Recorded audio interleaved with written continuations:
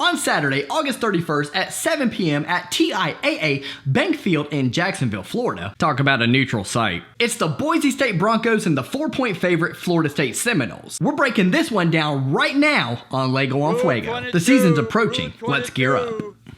Hi. We, my friend, are geared up and ready to go. We're approaching the 1-month mark from that football teeing off for us, and we cannot wait. Got a new defensive coordinator in town, Jeff Schmedding, and he'll be coaching a defense that returns 10 of its top 13 tacklers from last season. That's awesome. My dude's preaching speed and athleticism, which will be great when you're defending Cam Akers and James Blackman. Rising star Riley Wimpy returns after a knee injury. He had 55 tackles and was third on the team in that category last season before he went down. The team in general only allowed 366 yards and 22 points per game last year, which is absolutely excellent. But hey, let's state the obvious here. When you're going up against FSU and their dreadful offensive line play, all you really need is a halfway serviceable defense. Am I right? Oh, you're right, if it were 2018, but it's not. A couple things. 1. Nice stat that you threw out there regarding your defensive play, but I'll give you one better. 6. That's the number of interceptions your secondary had last season. Not good. 1.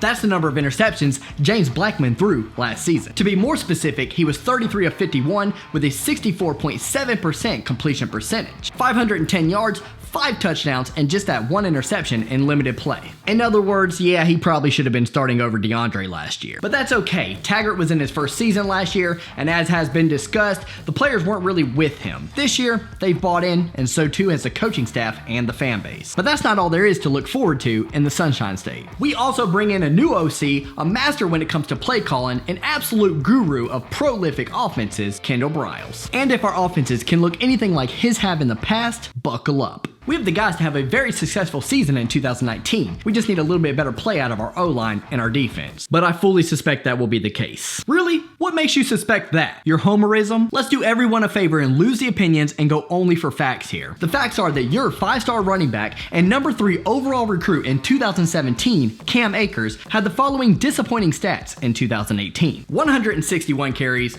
only 706 yards, just 4.4 yards per carry, and 6 measly touchdowns. Now, how does a running back with that much talent produce so little? Let me put it to your offensive line quite frankly and bluntly. It's not him, it's you, and nothing's gonna change that. I have to be honest, I'm stunned to even find out that Florida State is favored over us in this one. They were 5-7 last season. They also lost last year's opener 24-3 at home against Virginia Tech, a very ho-hum Virginia Tech team that even lost to Old Dominion at some point. Willie Taggart is already being guided towards the hot seat after year 1. Your offensive line, as I mentioned earlier, is just absolutely miserable. I mean, they're getting quarterbacks killed. Those quarterbacks are taking lick after lick after lick after lick after lick. You lost 6 games by 19 points or more. In other words, you weren't even out there being competitive, let alone ending up on the right side of things. I mean, seriously, when's the last time you could say that about a Florida State team? 6 games by 19 points or more. I can't stress that enough. And I could stop there, but I just have to continue because it's so much fun. You ended your 36-year bowl streak in 2018. Great job. You gave up 30 touchdown passes. That's not very good. And you gave up 41 points or more in 4 of your last 5 outings. Phenomenal. And I'm being sarcastic.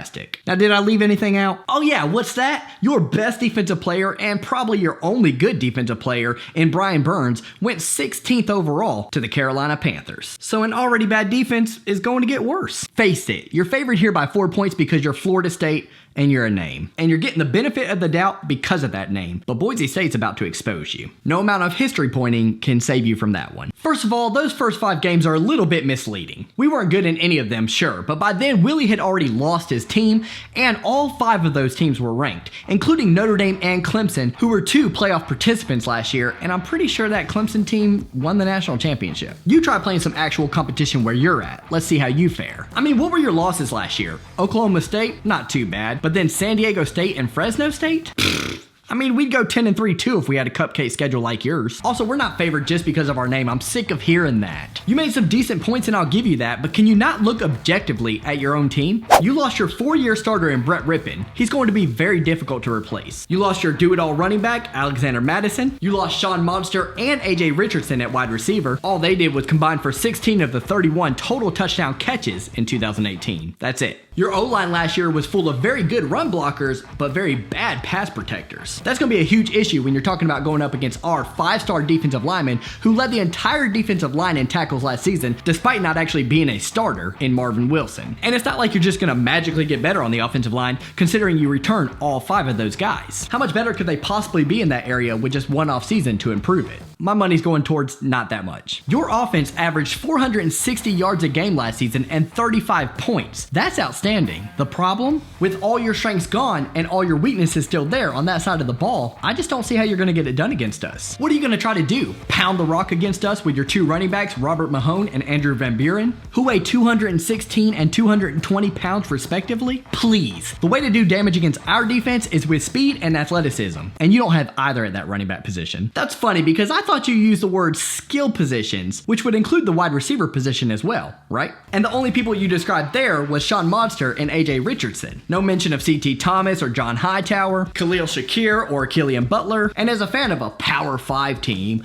I don't expect for you to know who those guys are, but on August 31st, you're going to know them up close and personal. This wide receiver group is the strength of our offense. You better learn to respect that before you have to eat crow when they tear up your secondary, your horrid secondary, to pieces. And yeah, we struggled to protect Rippon from time to time last season, but last I checked, we're returning our left tackle, the best offensive lineman in the entire Mountain West Conference, Ezra Cleveland. He'll take care of any edge rusher lined up against him, no matter how good they are, which I don't even buy that there are any of those on Florida State's defense, and the rest of the crew will follow suit and follow his lead. And yep, Brett Rippon did have an excellent career as a Boise State Bronco. So too did Kellen Moore. What we do at Boise State is just reload with new studs, and Chase Cord is no exception. He'll step right in and make sure he gets the ball to our very, very talented wide receiver group. We're set on offense, 460 yards and 35 points a game like you said earlier in 2018, and no signs of slowing down in 2019. To say otherwise would be unproven and without merit. Set there, set on defense like I mentioned earlier, got Curtis Weaver returning. He's a 3-year starter with 10 or more sacks